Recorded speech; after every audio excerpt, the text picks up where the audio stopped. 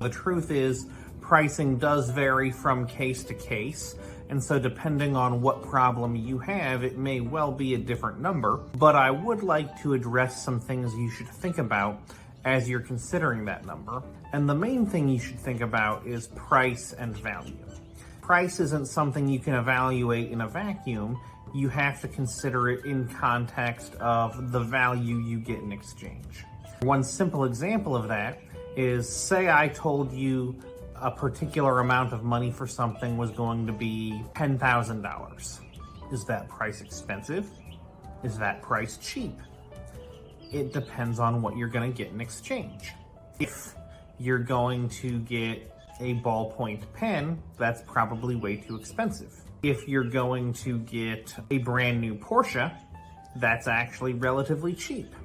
Folks who are coming to my law firm are coming to get help with real estate fraud. If we're dealing with a property that you own or ought to own, your equity is in danger, and so whatever the difference is between the current value of your property and the amount of the mortgage on it, that's part of the value. A lot of people who are coming to us with issues related to ownership or title of real property have over $250,000 in equity there that's at stake. Another issue you're going to want to take into account is how whatever fraud occurred potentially affects the value of your home. Another example we see quite a bit is people buying property that was subject to a false or a misleading disclosure, and the property is now worth substantially less. There may be, depending on the case, $20,000 or $50,000 or even $100,000 worth of repair costs. And on top of that, depending on the nature of the problem, there may even be something called stigma damages, which means after you repair the house, it's still going to be worth less when you turn around and try to sell it. You can be dealing with easily over 6 figures worth of damages there. Another aspect of value is the value of your time.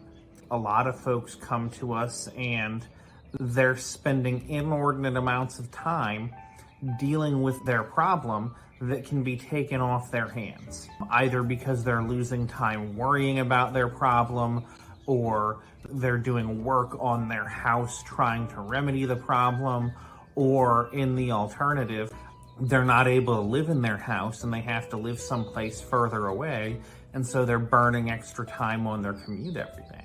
The last thing you should think about is the value of your relationships and how they might be affected by real estate fraud. Some folks come to us and their real estate fraud is in danger of breaking up their family. For instance, either they're going to lose the house they're living in, or it's become uninhabitable due to a fraudulently represented condition.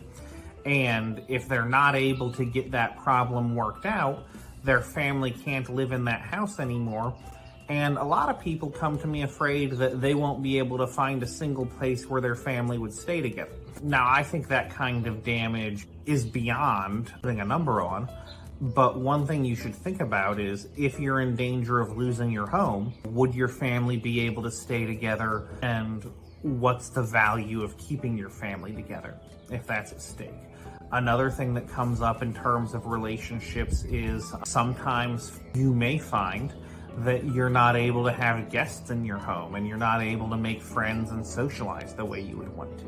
And part of the value that you get from getting your problem solved is you can then begin to do that. You can host if that's of interest to you. Typically what I recommend people look for is holding my firm to at least a 3-to-1 standard. Meaning, if we can show you how we can get you something that's worth triple our fee, then I think it makes sense to buy. If we can't do that, frankly, it may well make sense not to. But either way, when you are looking at the price, you do want to be considering the value.